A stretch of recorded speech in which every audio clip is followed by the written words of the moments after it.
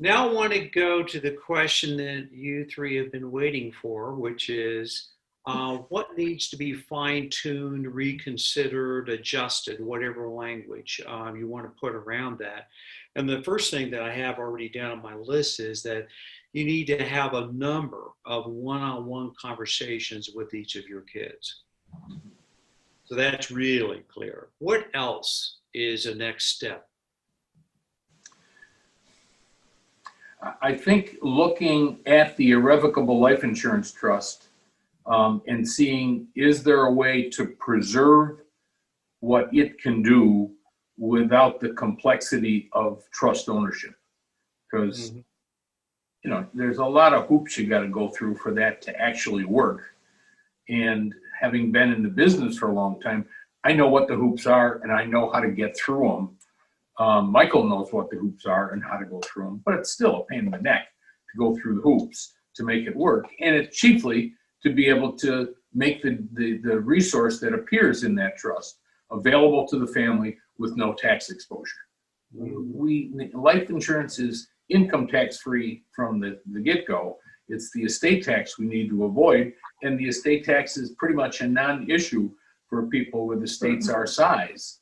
So, that would be a hit list for me, is there a way for us to examine eliminating the irrevocable trust, yet preserving the benefit that it gives us of having a pool of capital that could be used for a specific purpose.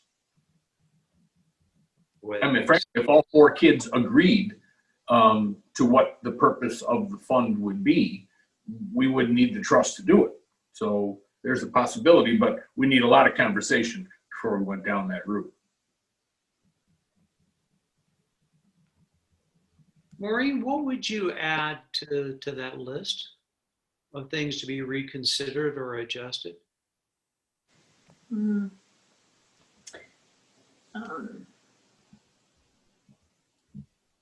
I have relatives that are not in good financial shape, and I help them out. Not a lot, but some. And I wouldn't want them left dangling without some help. And so to have a pot of money that could be used for that purpose, again, it wouldn't be a lot of money, but sometimes they need help. And I like to help. Got it. So, Maureen, your request is that would be considered, that there is some money available to help, at least in a limited way, with certain family members. Yeah. And Courtney, in the previous version to our documents, which were like 5 or 6 years older than the ones we did in 18, Maureen did call out 2 different chunks of money for these 2 different individuals. And with Michael's guidance, we took that out of the next version. And what I do have in place, I mean, this is our money together, but it came from the business and saving a whole lot of money and putting money into retirement accounts. And so I have control over the vast majority of the resources. So we have used beneficiary designations on one of my IRA accounts to accomplish that for these particular family members. We've got a part of one of my retirement accounts going not in cash to this family member, but spinning off and generating an income for that person as long as they live. Yeah, excellent. So you already have the vehicle for that then? We do. Okay, excellent. Maureen, is there anything else that you can think that you want to be considered here? Probably going through the document would help me to remind me of everything we've done, which we haven't done recently. So a review of the document would help. Right. Wills are 23 pages long. The trust is 49 pages long. I've been reading legal documents for 45 years, and it put me to sleep. So there's a Understood. lot. So Yeah. Well, yeah. Those documents can be pretty dense, can't they? yeah, very dense. But back to one of the keys to success in the business is if even people who have paid great attention to their estate plan, they've got 38-page, 59-page documents that they don't understand either.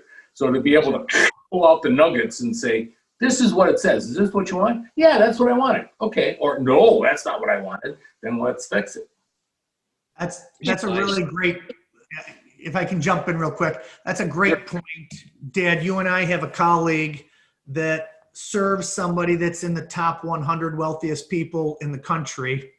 And what happened here, Courtney, was, so there's a billionaire that has all of his own documents, all of his own attorneys. I mean, he has everything taken care of. And one of our colleagues got a meeting with them. It was a 30-minute meeting. He said, you will never find anything in any of my documents. He goes, give me a shot. And signed a non-disclosure agreement, took those agreements. And one of the insurance, trusts had a huge hole in it. And that's, one of the things that I'm so blessed that Dad found the company that trained us. And you, matter of fact, Tim Belber, who worked through the same channel that we did. That's what's different is most financial advisors are really good at the retirement planning, are really good at the investment advising. But when it comes to, reading the documents for the insurance trust or the trust, or reading the buy-sell agreement and the operating agreement of the company, that's not where they spend their time. And people, rely on the attorney to do all of that stuff. And what we have found through the years is that,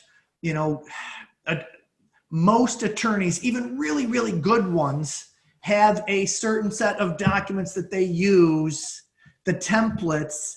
And so they, the looking at the values and looking at all of the nuances of what happens first is difficult. And so that's one of the reasons why we are cross-trained in so many different areas, and why when purposeful planning and Jay Hughes said, Michael, you need to meet John A. and you really need to start learning family dynamics. I did. And then the other thing is, so one is the documents. Two is something that Mom said earlier that I just want to, that I think is great. You said, I don't like these things set in stone. And then on the flip of that is, you said it's probably be a good idea if I review these documents. And what we would throw out is that, one, you don't know, you may forget this, but they're not all set in stone. And we did that on purpose to give you enough ability to make changes as we were going through things. Even if after both of you pass, they're set up with some, ways to work through them. And two, it's not just a review of the documents. It really makes a difference to flow chart the estate, because as Dad was saying, there's beneficiaries on a lot of things like insurance and IRAs and annuities.